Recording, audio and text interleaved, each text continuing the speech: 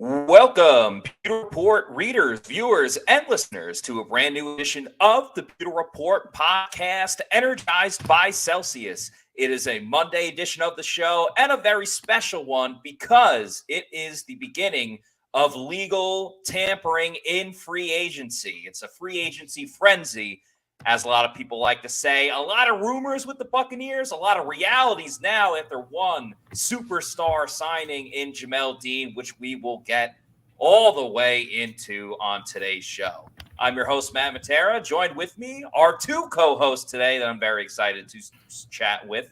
It is the face that runs the place at pewterreport.com, SR Scott Reynolds, and our number one capologist and draft analyst, just a great overall guy, Josh Capo, joining the show today. Gentlemen, it's great to be talking with you. How are we doing? Doing good. How are you doing, guys? Free agency starts today, in a sense, because of the legal tampering. And we already have a signing by the Buccaneers, or re-signing in Jamel Dean, which we're going to get to. But this is kind of a, we've seen some deals get done today around the league. Obviously, the Falcons are making some moves in the NFC South, but this is not really a great free agent class, is it? Not even one wide receiver has been signed yet. Like, how could you have a great free agent class when arguably the most exciting position in football, no one wants anybody? Especially in the pass-happy NFL today. Yeah, biggest contract I think given out so far today was to a guy who is the second best defensive tackle on his own team. Yeah, which is Deron Payne with Washington. Washington commodes. Yeah. So the commodes are going to commode. We know that. But the Buccaneers, listen, they were ecstatic to get Jamel Dean back. They really headed into free agency expecting that they might lose him. And what I think happened is when you look at the Jalen Ramsey trade to Miami, I think that really had an impact on Jamel Dean because Dean was going to be a good fit in Miami. I think that there was some strong interest from the Dolphins in Jamel Dean, but when that trade happened where they could get a guy like Jalen Ramsey, that really took Dean out of the equation. And then you look around at the other teams that maybe were interested in Jamel Dean. It might have been similar money that the Buccaneers were offering and Jamel Dean was negotiating with today. But this fit in Tampa is just one that he likes, right? I mean, Matt, you and I have been in the locker room enough to know that Jamel Dean is very comfortable in this Buccaneer locker room. He loves his teammates, loves playing with Todd Bowles, and I think that his career trajectory is on the way up. Obviously, the first half of this season was better than the second half. He got injured, and that I think kind of derailed his season a little bit. Might have muted his fetching amount in free agency.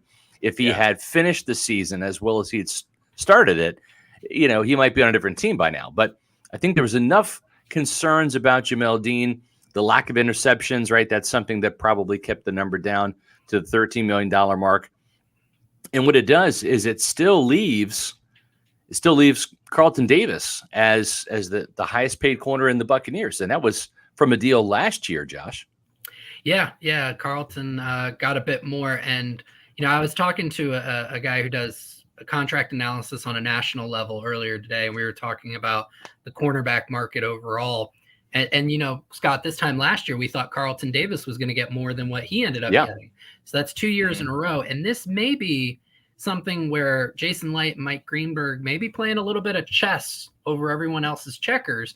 Because when I was talking with that national guy, we kind of came to the summation that if a team's going to allow their cornerback to get to a point where they can negotiate on the free market, that comes with a signal of red flags to the rest of the market.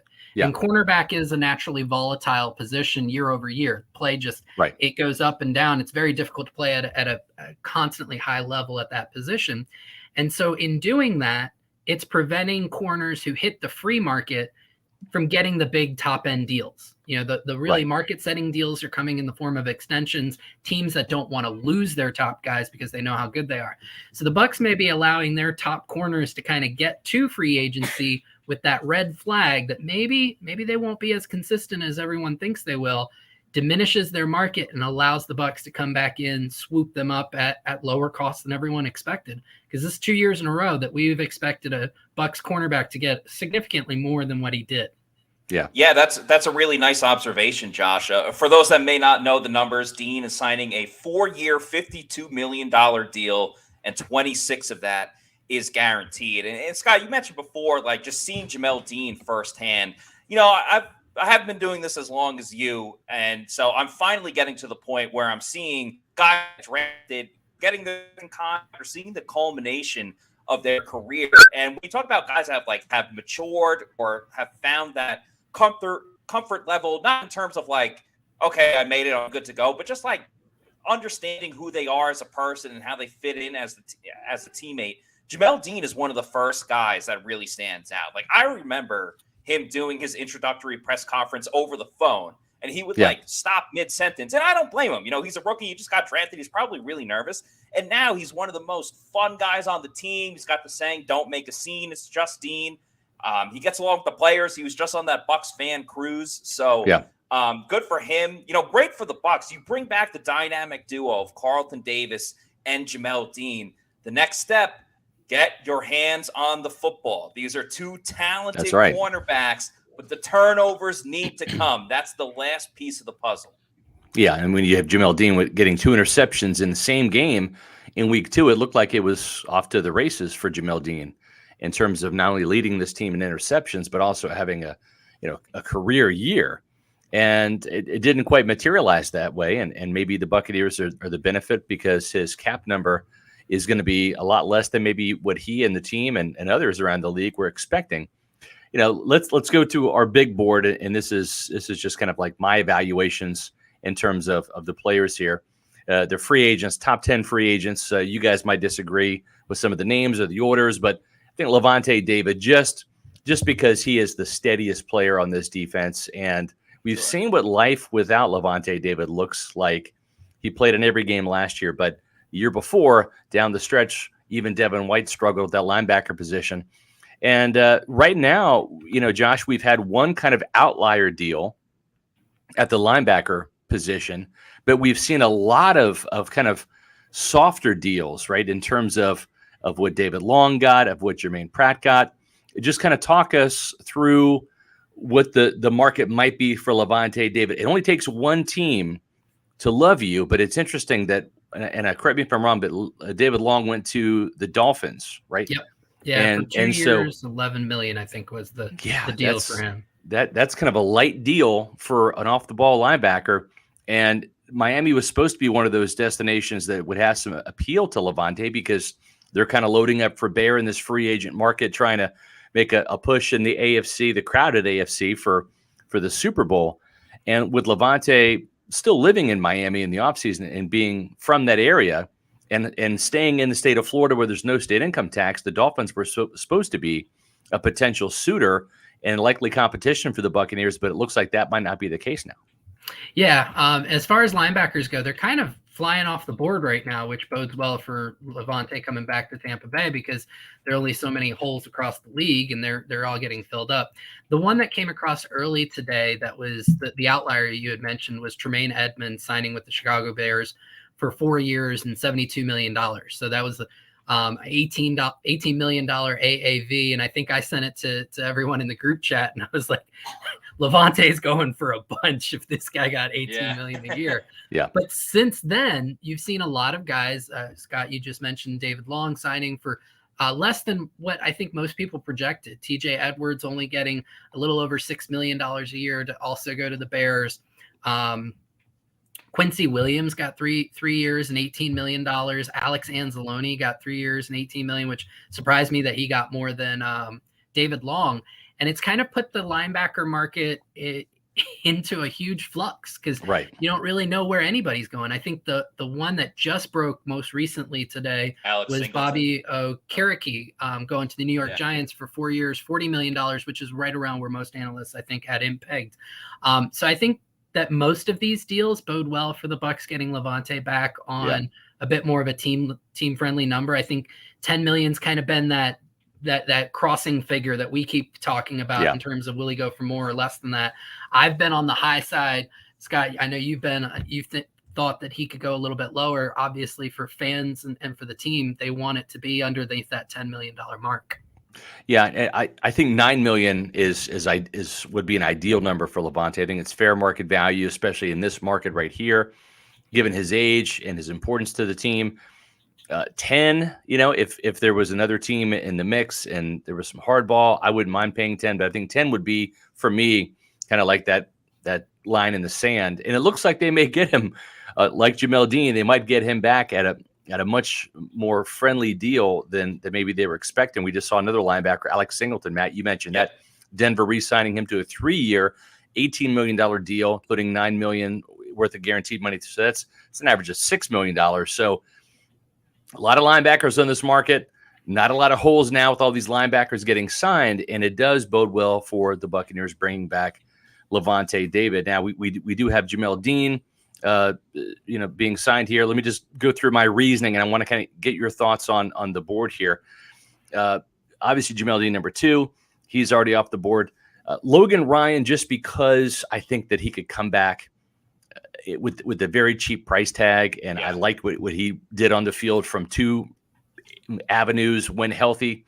Number 1, he was great when it came to communication. I think that secondary communicated better when he was on the field. And number 2, and this is before the injury, because I think when he came back, he was still struggling a little bit. He was healthy enough to get on the field, but not healthy enough to make the plays that he made in the first half of the season, because he did make a lot of plays at the beginning of the stretch there. Mike Edwards, wouldn't be opposed to having him back. I have no idea what he's going to fetch in free agency. It might be a 1-year prove-it type deal if he comes back.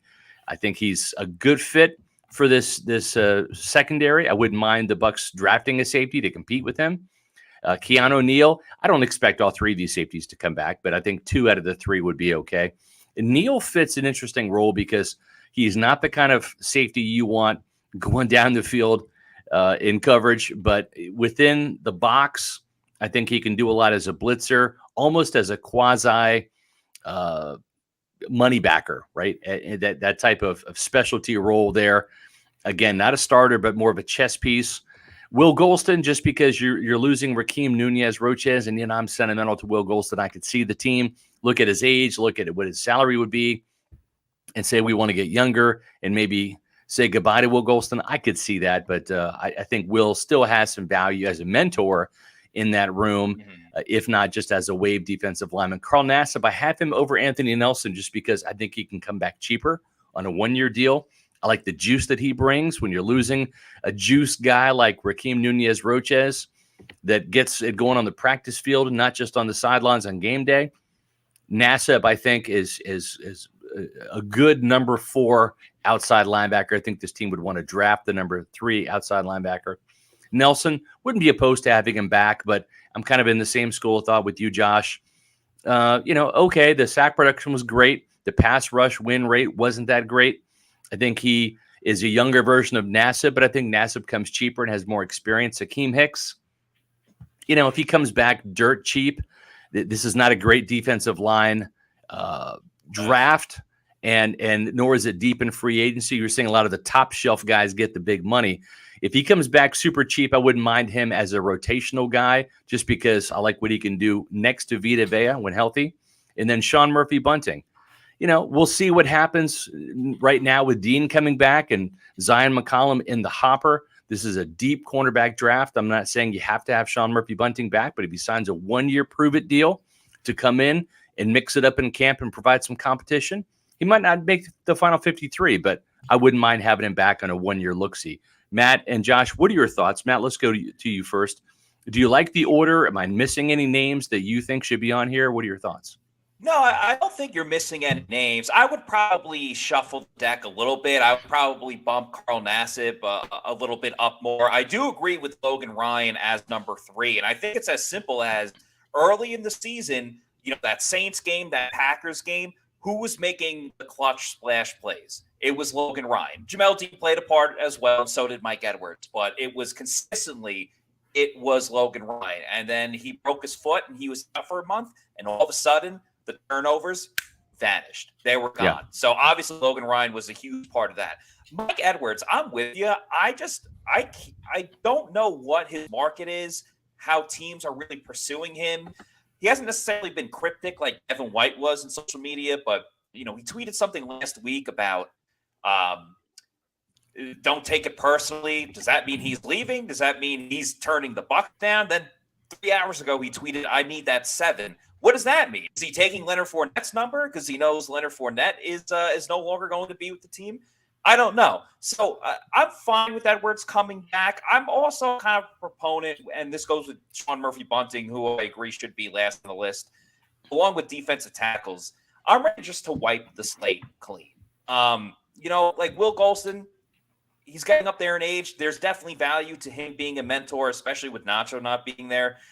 But what did Jason Licht say at the Combine? They want to get younger and they want to get faster. So why not start now? Or even if there's a free agent defensive lineman that's a little bit younger than Will Golston, go for it. All right, this team struggled stopping the run last year. And sure, you could say, well, when Vita Vea and Hicks were in there together, they did a pretty damn good job. Well, then Akeem Hicks showed that he can't do it on his own unless Vita Vea is there. He had 1 sack on the season that came the last year. So I'm ready to move on from Akeem Hicks, especially. Will Golston will be beloved by Bucs fans. Unfortunately, I'm ready to move on from him. Carl Nassib, I think, super important to coming back for everything you said, the high motor, the energy, former team captain. So, he's, everyone's a fan of Carl Nassib. Anthony Nelson, he was the best edge rusher last year. I do think for who the Bucs are trying to bring back, and obviously the name of the game is Levante David, Nassib might be the guy. Anthony Nelson might just be the guy that unfortunately gets onto the chopping block because of everyone else that they're trying to bring back. So in total, wipe the slate clean with the interior defensive line and some of the defensive backs on this list, not named Logan Ryan. All right, Josh, what do you think? Well, I'm looking at, you guys made some really great points. Kind of starting at the defensive tackle position. Matt, you talked about how the Bucs want to get younger. You know who's younger than Will Golston and younger than Akeem Hicks and somehow didn't make Scott's top 10 priorities? Who's that? USF great Deidrin Senat. Oh, gosh. Scott, I think the list is really great. I think for me, I probably would push Carl Nassib a little bit further up as well. Matt, you were talking about Mike Edwards' market.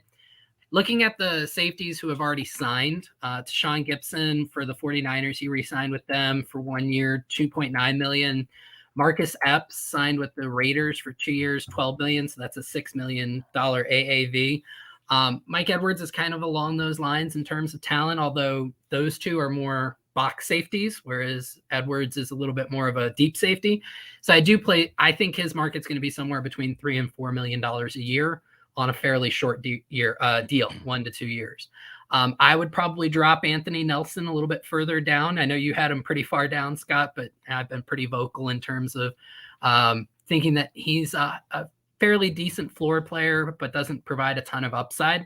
And I don't see his sack production replicating unless his pressure production improves next year.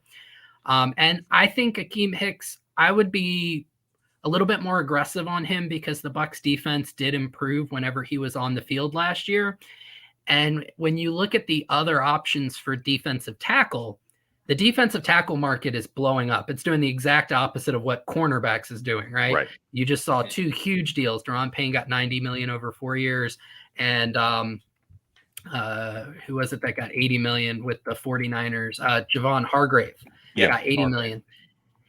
And there aren't a ton of really great defensive tackles out in free agency to the point that Shai Tuttle got over $6 million a year. Right.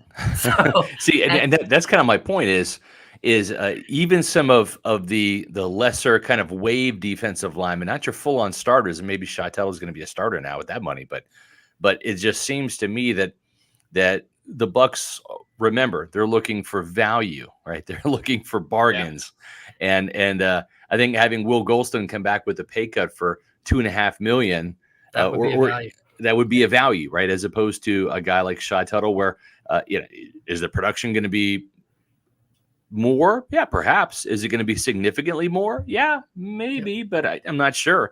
And I think Akeem Hicks at 4 is a value. Yeah, right. And the draft doesn't hold. I mean, you got a couple of really intriguing guys at the top, but even they're undersized. I mean, two out of the top 3 defensive tackles in the NFL, the upcoming draft, are undersized. So you have to worry about how they'll hold up, on first and second down. Yeah, for sure. Well, listen, you know what holds up exceptionally well is Celsius. That's the official energy drink of Pewter Report. Not only is Celsius going to hold up in terms of giving you the energy that you need to power through your workout, power through your day in the afternoon when those afternoon doldrums set in, or maybe get you kick-started in the morning. It's the flavor that's going to hold up because they've got tremendous new flavors. The Fantasy Vibe, it's sparkling, marshmallow, mandarin orange. Yes, it tastes exactly like it sounds. And the lemon lime, which is my new afternoon favorite. I love the orange in the morning or the Fantasy Vibe, and then it'll go right into the afternoon. If I don't have my Celsius in the morning and I need one in the afternoon, that lemon lime is not too sweet. It's a perfect mix of flavors and energy. And of course, there's no sugar crash. Why? Because there's no sugar. That's the best part about Celsius. All the energy that you need and none of the sugar crash because there's no sugar. It's a great, healthy energy drink. You can find it at Amazon, or you can go to Celsius.com, click on the store locator, type in your address, and find it at the nearest convenience store, health and fitness store, grocery store. Or Matthew, what else can you find Celsius at? Your bodega. Celsius, the official energy drink of Pewter Report. Let's see. We have a super chat here. We appreciate everybody tuning in tonight for this primetime version. It's fun to do these primetime shows during free agency. It's a fun day. We waited too because the Jamel Dean signing, we would have been already done with the show. We've had an emergency podcast at 7 talking about Jamel Dean anyway. So here we are. Matt, what do we have on deck here for our super chat? Yeah, shout out to LDBC's Most Wanted. Thank you for the $4.99 super chat. They say, with Mason likely gone, talking about Shaq Mason, how do you think our offensive line will be replenished? Is it in-house or the draft? Would love to see premium picks go to the trenches. So yeah, that was the big story, at least in the Bucs world, to start the day, was the report. I know ESPN's Jeremy Fowler was one of the first on it, that the Bucs were exploring, looking into trading Shaq Mason, and then further reports came out that if they were unable to find a trade with another team, that they were going to release Shaq Mason for the obvious reason that the Bucs are strapped when it comes to the salary cap, and they could save a good chunk of money with Shaq Mason. Now, Shaq, as you pointed out, Scott, or you tweeted, Shaq wasn't a difference maker. Was he a solid player? Was he good? Yeah, he was fine for what he did, but he was not a difference maker by any means. I believe the PFF grades, he was a little better in pass blocking than run blocking, if I'm not mistaken, and overall had a grade at about 69 or 70 when it was all done. Yeah, and I think the thing too is when you look at that, the Buccaneers traded for him. Did they get the bang for the buck? Well, it's the last year Brady, right? They needed an experienced guy to step in. They did not want to put a rookie guard in front of Tom Brady. Oops, they did that with Luke Gedeke, but they didn't want to do it twice, so they had to have a veteran in there because they couldn't kill Tom, right? They could scare Tom off into retirement after this year, but they couldn't quite kill him, because that would be bad for business. So they ended up trading for him. It was a day 3 pick. I think that he started off the year okay. PFF is not the best when it comes to grading offensive linemen. I have some issues with PFF. The one thing I will say, though, is if you're looking at their grading system, their mechanism, right or wrong, when you look at the numbers that Alex Kappa had from PFF, overall grade, pass protection, and run blocking from 2021, because that's the Alex Kappa in the contract year that Shaq was replacing, the Buccaneer Alex Kappa. Kappa was actually slightly better than Shaq Mason when it came to the grades. And then Kappa in Cincinnati this year, numbers were similar, but I think Shaq was slightly better. We're talking like a percentage point here, but slightly better than Kappa. So it was an okay signing. I think Kappa was an okay guard. I thought Shaq Mason was an okay guard, but at $9 million or close to it, and with the prospects of saving over $5 million, the Buccaneers, I think they want to go with a younger cheaper guard, and they want to make good use of their draft picks. You have Robert Hainsey with the 3rd round pick invested in him, Luke Gedeke with the 2nd round pick invested in him. You have 2 Pro Bowlers that are going to start in Tristan Wirfs and Ryan Jensen. So you're going to draft a player, either a tackle to replace Donovan Smith or a guard to replace either Mason or Gedeke. Gedeke, if I'm the Buccaneers and I'm not considering maybe Tristan Wirfs at left tackle and putting Gedeke at right tackle, in other words, if I'm drafting, say, Anton Harrison from Oklahoma in the 1st round, and I'm going to keep Wirfs at right tackle, why not maybe keep Gedeke on the right side, since that was such a transition, not just going from Central Michigan to the NFL or right tackle to left guard, but just the right side to the left was a bit of a transition. So maybe Luke Gedeke is better off as a right guard than he is a left guard. Your thoughts, guys? Yeah, I'm fine with it. I think we're putting a lot of stock in Luke Gedeke having one good game at right tackle in the last game of the season. I understand Fair it was point. a good performance, but it was one game against the Atlanta Falcons. Let's see him do it against, the Eagles. I don't think they play the Eagles next year, but like a top opponent. The Bucs have to figure out, one, what they're going to do with Gedeke. Are they going to play him at guard, or are they going to play him at tackle? Because I think bouncing him around isn't overall the right plan for Gedeke and his growth and development. He's a guy, whatever you decide, just stick with it from the beginning and go with that plan for the rest of the season. Now, I like the depth that the Bucs have in-house. Whatever you decide with Gedeke, I still love the fact that you got Robert Hainsey right there that can go in and play one of the guard positions. Yeah. Nick Leverett, for the deal that he's going, for coming back to the Bucs for under $1 million, for a starter that played, again, very solid, not out of this world, but was solid, the money that they are paying him, that's like an absolute must to bring him back and get value with him. You want to talk about value deals, Nick Leverett's one of the best. And then I know not everyone's as high on him, but, let's not forget that, and there's going to be no market for him because he was injured for all of last season, but Aaron Stinney was the starter when they went on the Super Bowl run. I understand maybe he wasn't going to win the starting guard job last season, but he was in the mix, and I would trust him starting for a couple of games or however long it is. I like the in-house depth with the Buccaneers. Now, you want to talk about going through the draft. As far as formal meetings go, interior offensive linemen, the Bucs only had 2 formal meetings. That was Andrew Voorhees out of USC, who unfortunately got injured, but then like a badass did the bench press anyway. And Joe Tipman out of Wisconsin. So obviously things change and they want to trade Mason now. Not too many formal meetings at the combine. Well, we don't know about Steve Avila from TCU. He was one of those guys that was kind of caught up in the medical. We're waiting around to see if he interviewed. And I'm telling you, he's a 2nd round pick. I bet you anything they interviewed Steve Avila. I think he's their type of offensive guard. And I'd probably bet money that they did. So there's a couple of options there. Osiris Torrance from Florida was not a formal interview. So there's certain guys that they like. At the same time, they could draft a tackle, and then you've got Leverett, Gedeke, and Hainsey all kind of having a battle royale for 2 guard positions. So they have some options, like you said, Matt. Josh, your thoughts? Yeah, I think I'm going to go a little bit of a different direction in terms of where the Bucs' thinking might be on why they're maybe willing to let Shaq Mason go. And for me, I'm going to look at kind of the deal they didn't do, or the restructure they did not do, which involves somebody else named Shaq. Mm-hmm. Right. So when the Bucs went and restructured all these contracts to become cap compliant, the one big contract they really didn't touch was that of Shaq Barrett. They only have so many deals they can do to create cap space.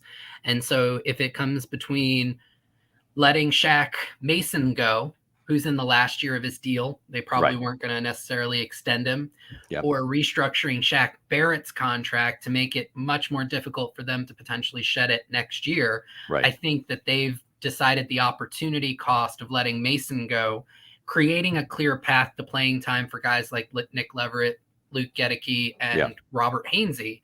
I think that they've decided that's the best course of action. see what Shaq Barrett does a year removed from a torn Achilles tendon, which tends to be a very difficult injury to come back for. At age 32, by the way. For Not a 32, guy but 30 also. Right. For a guy whose game is predicated on his ability to get off the line very quickly and push off that Achilles. I think that that's more than anything kind of pushing their decision to make Mason available and potentially just let him go.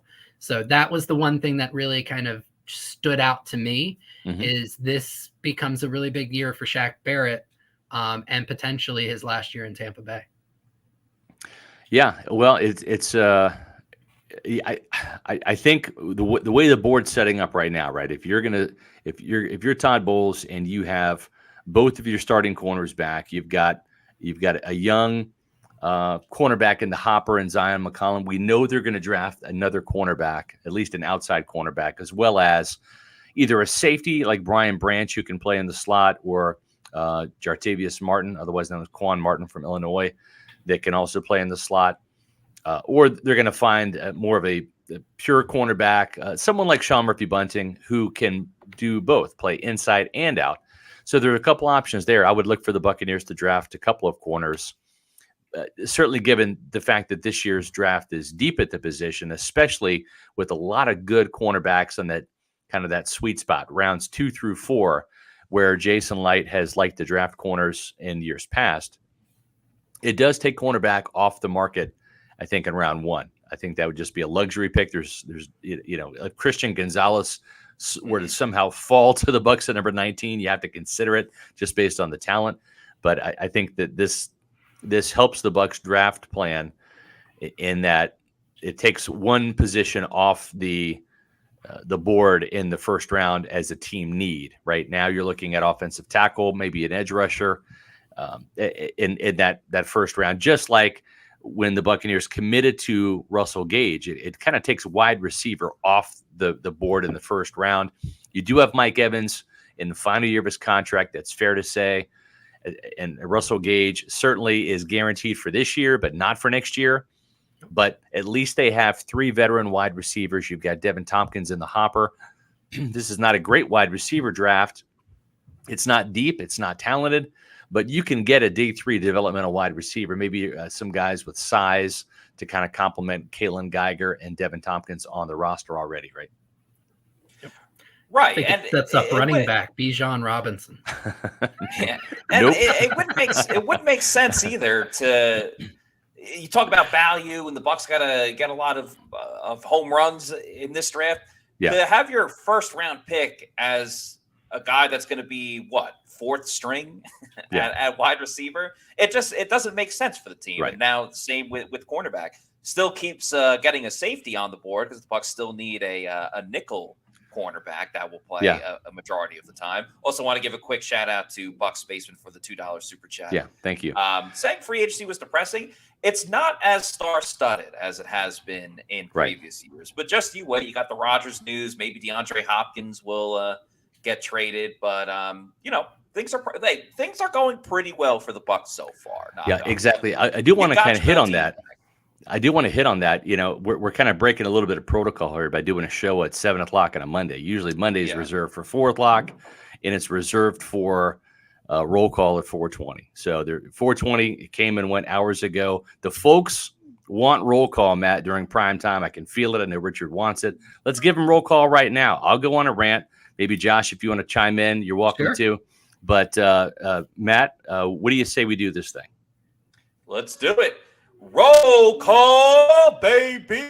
Tell us where you're at, Pewter people. We have awesome fans from all around the world, not just Tampa, Florida, not just the United States, but international as well. So this is a fun thing we like to do on Monday shows.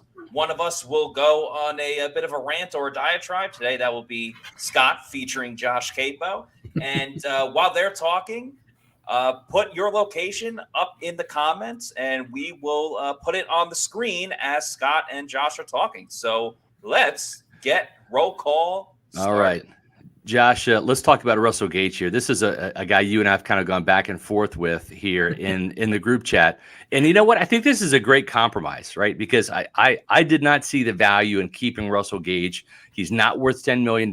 He averaged less than 9 yards per catch last year, right? He got 5 touchdowns. A couple of those were fluky scores, catching passes off of deflections and against Seattle, things like that. But you know what? There's something to be said, though, because Mike Evans and Chris Godwin are physical receivers. It's tough for them to stay healthy. And boy, if you're not going to re-sign Julio Jones, which you shouldn't, or Scotty Miller, which you shouldn't, or Rashad Perriman, which you shouldn't, and you shouldn't go out there and sign any other kind of veteran free agent wide receivers that are going to cost a bunch of money, especially as Matt wisely said, they're going to be number 4 in the depth chart, right? Yep. So you keep a guy like Russell Gage, so at least you have, if Godwin's out or if Evans is out, another veteran for quarterback X. Call him Kyle Trask, call him Baker Mayfield, call him Jacoby Brissett, whoever, to throw the ball to. So I didn't like the fact that they were going to keep Russell Gage, but you know what? Going to him and saying, you know what, you didn't earn the $10 million and you only have one calling card, which is your quickness. You're not a big guy. You're not a fast guy, but we're going to come to you. And if you want to stay, and there's Mike Greenberg, the Bucs cap wizard, cap Jedi, saying, give me back $3 million from you and we'll pay you $7 and we'll give you a chance to earn it back with some incentives. I think this is a real fair compromise, Josh. I know you're a big fan of Russell Gage. What do you think? I agree. I think, in terms of how he's going to play in this offense, I think that he's perfect scheme fit. I think he gives you slot and outside versatility. So he becomes that safety net for if Godwin or Evans go down, he can move to the outside and let somebody a little bit smaller like a Devin Tompkins come into the slot. And I love the move because the Bucs were only going to save about $2.8 million on the cap if they just outright cut him before June 1st. They got all of that savings and just a little bit more with the agreement to reduce his salary by $3 million. Then they went and kind of leveraged that cap savings by taking his $7 million salary and restructuring most of it. And they turned all of that into almost $9 million in cap savings, which was huge in their ability to get down and get cap compliant. Yeah. From Gage's standpoint, he wasn't going to get better than $7 million for this year out on the free agent market, even as soft as it was. So it really was a win-win deal for both sides. So I thought it was a really creative way to attack that, keep somebody very talented on the roster and be able to improve their cap position. So it's just a masterclass, I'd say, from Licht and Greenberg. Yeah. I think it's a really fair deal. Leave it to Mike Greenberg, man. That guy is just seen him do it for years.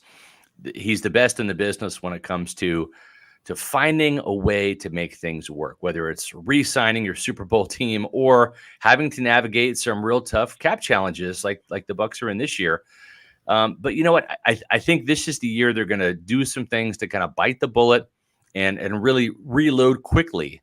And I think the reason why they're shedding some of this extra salary cap weight, if you will, like with the Shaq Mason, either trading him or signing him, or cutting him, is to really prep themselves for another run quickly.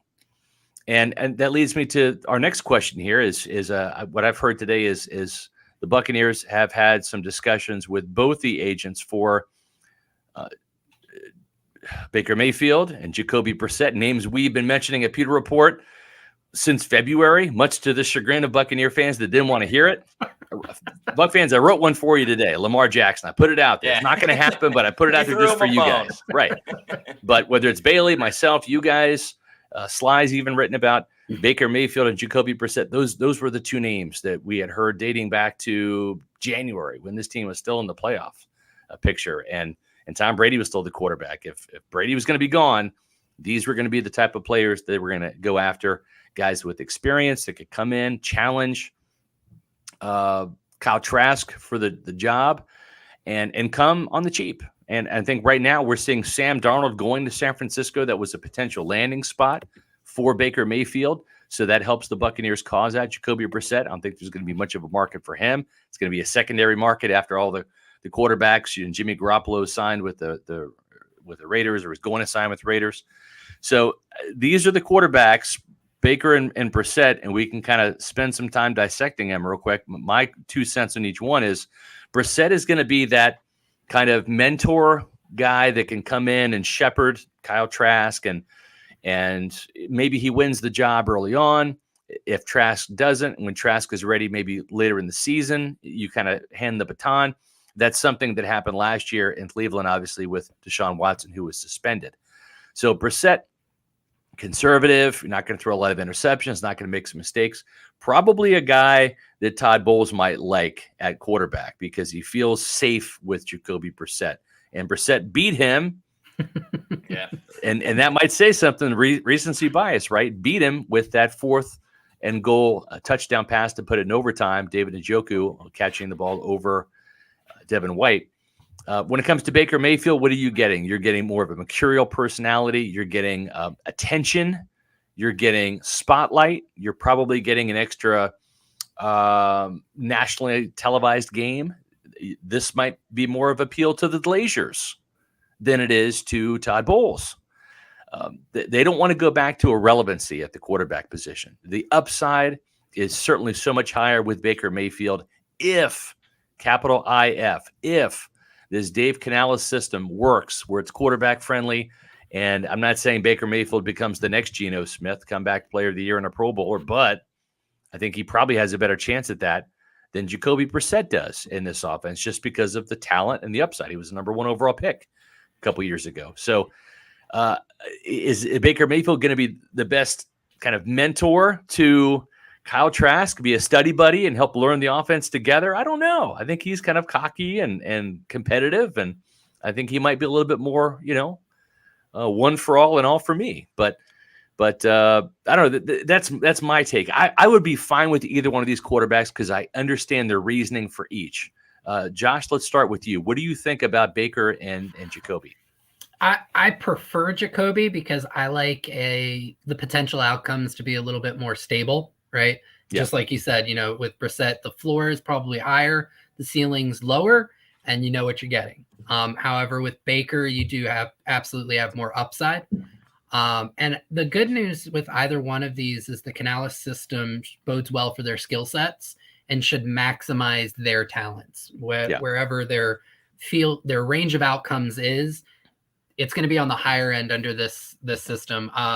Both of them, ironically enough, played with or under Kevin Stefanski in Cleveland, right? And had each of them had their best season under him. Yeah. His system's very similar to Canales. So Baker in 2020, when he wasn't injured like 2021, he had a PFF grade of 81.6 that year, 31 big-time throws, which is 6.1% of his throws were big-time throws, 7.3 yards per attempt, 26 touchdowns, 8 interceptions. Jacoby Brissett was the best quarterback Cleveland had last year, including their $200 and some odd million man and Deshaun Watson.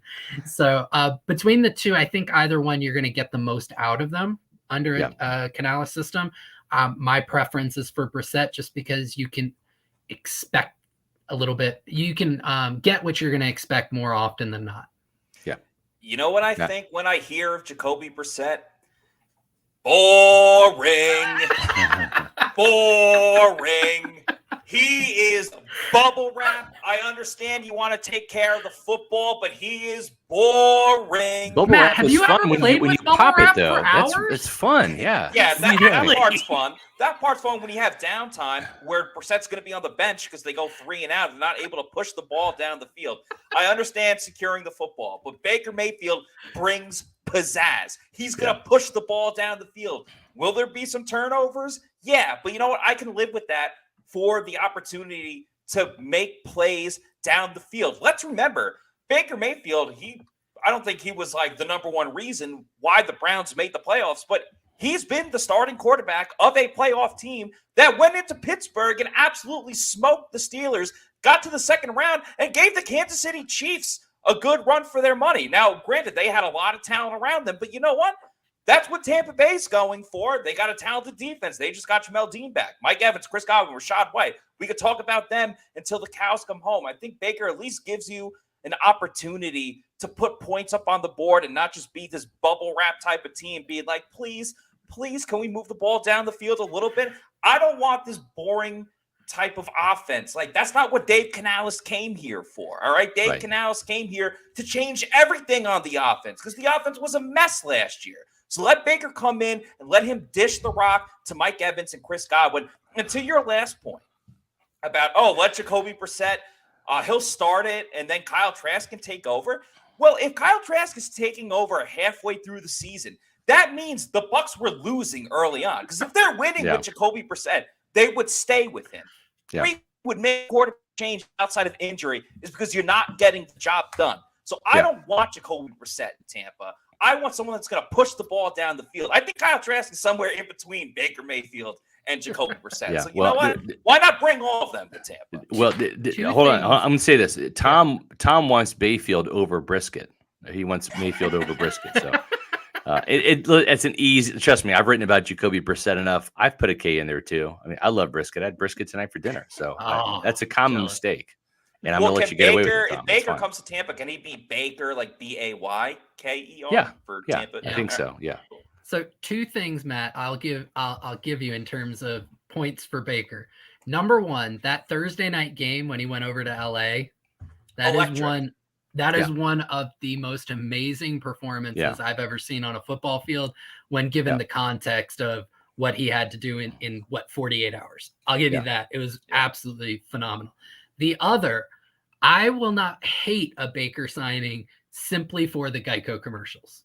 Yes. Yeah. Those are fantastic. And he's got he's got a good personality. I woke up dangerous this morning. I mean, he'd be fun to cover, right? I mean, absolutely. Yeah, he would get under some people's skin maybe, but I think he'd be fun. We like polarizing quarterbacks in Tampa. I mean, you want to talk about quarterbacks that get talked about? Jameis Winston and Tom Check Brady. your sheet, Matt. Check your sheet. Check the chat sheet. Your stat sheet. I got a lot of shit going on. I believe that's what Tom Brady said. So Baker can just add to the pantheon of just QB quotes and entertainment. All right, Matt, aren't you going to be like hands full with polarizing quarterbacks as a Jets fan next year? Well, I mean, my number 1 duty is to cover the Tampa Bay Buccaneers for the good people of Tampa and Pewter Report fans everywhere. But I will be watching the New York Jets Super Bowl contending New York Jets very close. All right, we have a question here, probably skewed towards Josh here, and I'll let you handle it, Josh. Let's put it that way. Yeah. Animal asks, someone please explain to me how they signed Jamel Dean to like $13 million per season when they are just $8 million under the cap. I don't get it. So there's a little bit of mental math gymnastics when it comes to the salary cap and how it can be manipulated. It took me a minute to learn it. I think it took Josh a second to learn it. So I learned it a long time ago and I forgot some of it. So I'm going to let Josh kind of go to town on this one here. And super chats. Let's get this one too. Okay. So the Bucs have about 8. Question. He had super chat. He's just paying Josh for the answer now. We love it. Yeah. We love. I appreciate that, Animal. Thank you for the super chat. Yeah. So it really comes down to something called a signing bonus, which is where the team will pay the player within the first year of the contract a certain amount of money, but it's like accounting.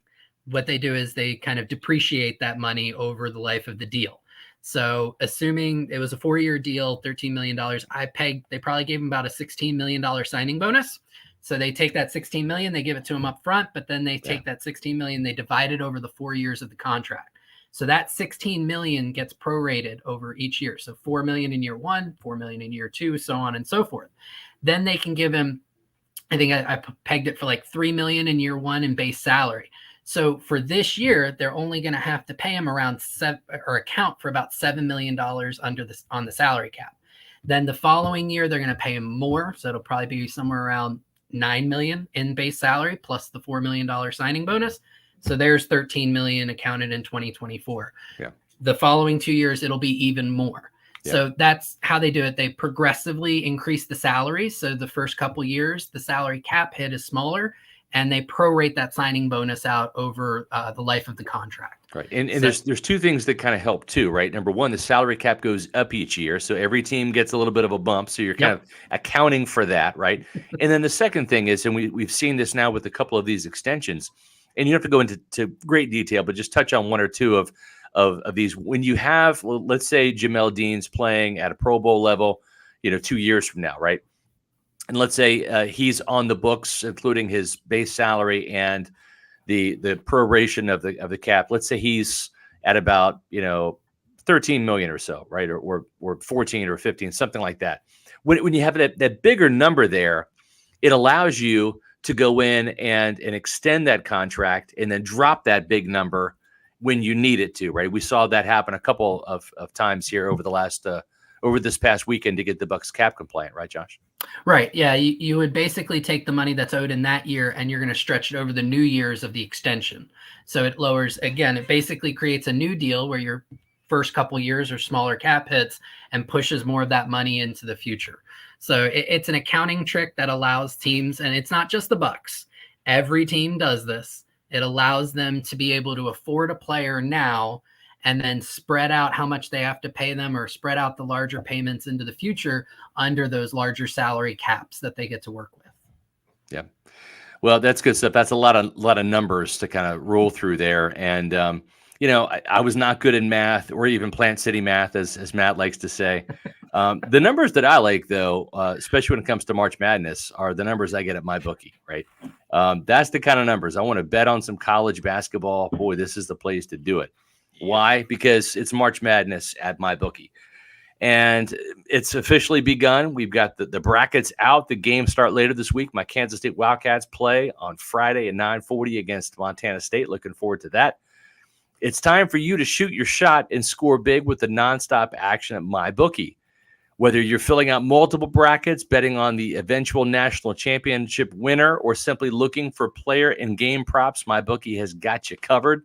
Getting started with MyBookie is super simple. Folks, I've been using MyBookie for, this is probably year 5 now, and it's the best spot to go. Their app is fantastic. Their website is easy to navigate. I've never had any issues.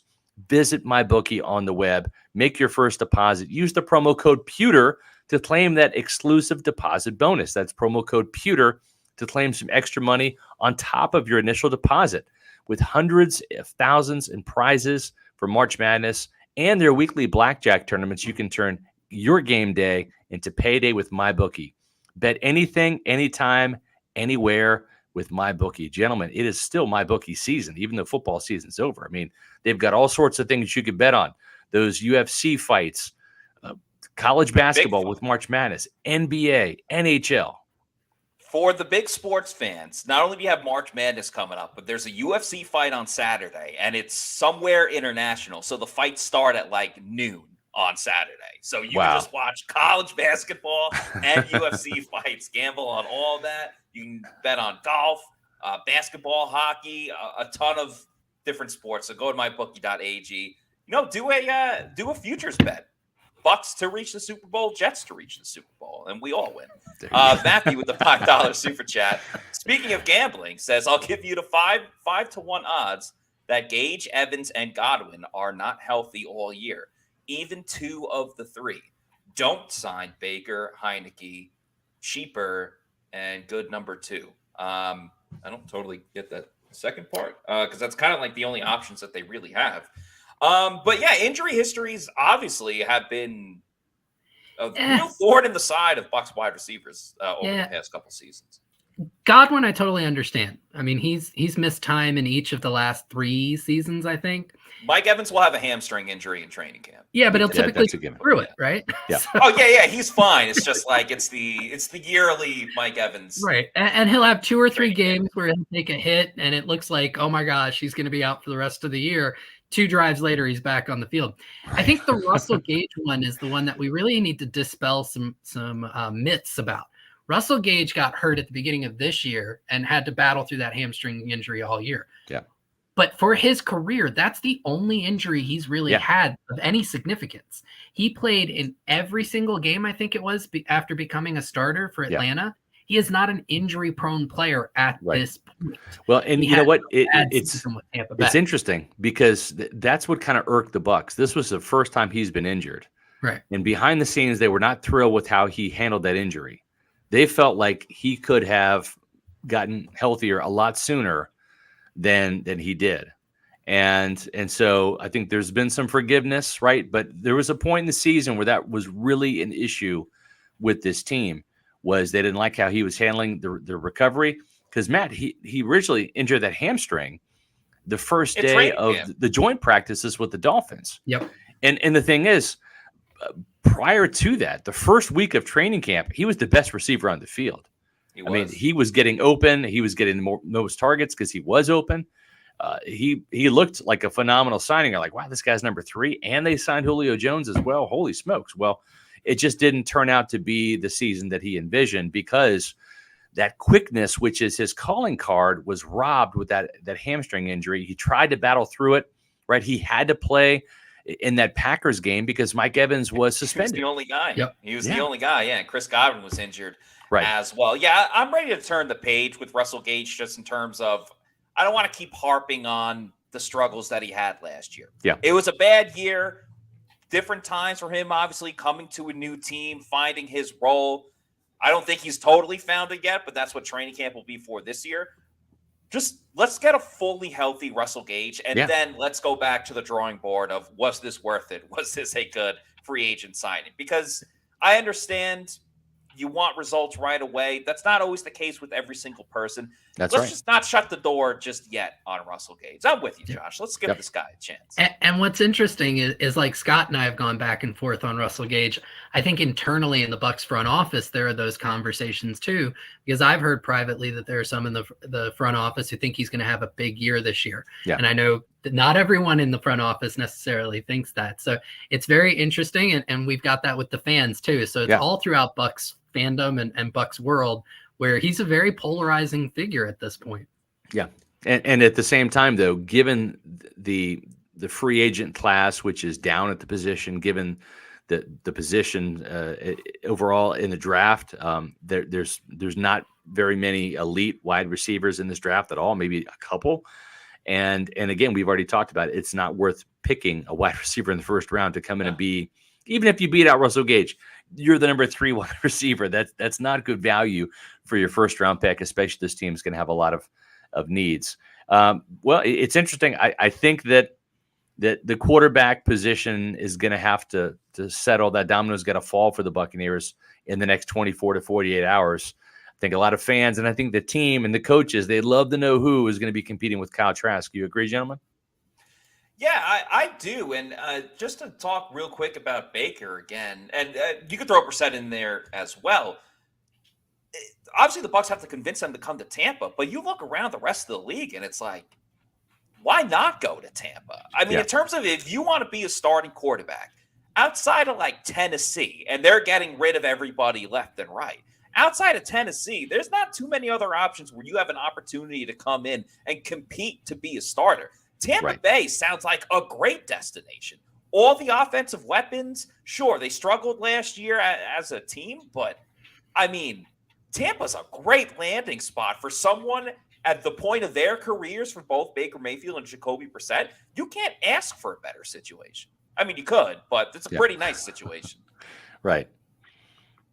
Yeah, I think the quarterback question and Levante David are the 2 big ones hanging on every Bucs fan's mind. Yeah, those are the big ones. So it'll be interesting to see which one they solve first, or how the domino falls. But I think those are the 2 that most Bucs fans are going to be looking for. The rest will just kind of be in the ether. Yep. So far, Jamel Dean, only free agent signing by the Buccaneers. They've only had one departure. That was Raheem Nunez-Roches, the defensive tackle, to the Giants. We'll see if Levante David can still play at a really high level at age 33. I'm going to just hazard a guess that maybe, just maybe, Levante has gone to age rejuvenation. As we age, our hormones decrease, both for men and women. I was tired all the time, had no sex drive. I was groggy. I felt like I was 80 years old because everything hurt. I came to age rejuvenation because I was tired all the time. Bioidentical hormones has really made such an impact in people's lives. I actually enjoy shopping now. Got all my energy back. Mind is sharp. I feel like I'm 18 again. It was perfect for me. Get with age rejuvenation. Do it now. Don't wait. Call Age Rejuvenation today. Age rejuvenation. There's John Gilmore. Gosh, he could probably sign somewhere as a free agent. He looks great at age 43. Feels like he's 33. Why? Because he is an age rejuvenation customer. I, myself, Scott Reynolds, am 50. I'll be 51 next month. Holy smokes, time flies. But I don't feel like I'm 51. Thanks to age rejuvenation. Had my testosterone levels checked at age rejuvenation. Found out that I was low in testosterone. That's normal for guys in their 30s, 40s, 50s, 60s for sure. The later in life you get, the more the testosterone level has a tendency to drop. But the testosterone therapy at age rejuvenation is something that might interest you. Well, $500 off your first treatment. How about that for an offer? Mention Pewter Report. Go to agerejuvenation.com, click on the website, and sign up for your free, no risk, no obligation consultation with 5 Tampa Bay area locations to serve you. Age Rejuvenation. They'll help you feel younger and give you that vitality that you're looking for. By the way, if you're watching this show right now, or maybe you're new to it, this is the Pewter Report podcast where you can find the best Bucs coverage around. And if you like the show, if you like our YouTube channel, our website, everything else in between, please do us a favor and follow us on our social media at Pewter Report on Twitter, Facebook, and Instagram.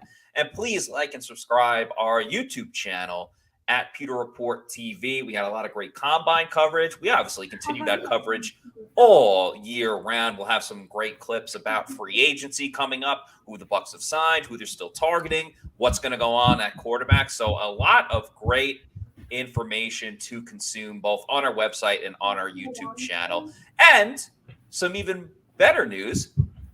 We just had the greatest show of all time, but we're going to try to top it again tomorrow at 7 p.m. We're going prime time all week this week because of the breaking news at really any given moment with this free agency frenzy. So that's going to do it for us tonight. Matt, we've got the free agent tracker up on pewterreport.com. Yes, we're going to be constantly updating that. So find out where your Buccaneers are going. Hopefully they're coming back here if you want them back. And also other signings around the league. So that free agency tracker will be updated all the time and brought back up to the front page on pewterreport.com. I've got a story on the Bucs offensive line, what it could look like without Shaq Mason, if the Buccaneers do indeed plan on trading him or cutting him. I think that's what they're going to do later this week. If they can't trade him, they'll end up releasing him for that cap savings and start over at the right guard position. So a lot of great content on Pewter Report, Matt. So let's do it again tomorrow night, shall we, at 7 o'clock? Absolutely. So for Scott Reynolds, for Josh Capo, I'm Matt Matera. Thanks, everybody, for watching. We will see you tomorrow night for another edition of the Pewter Report podcast. Out. Out. Out.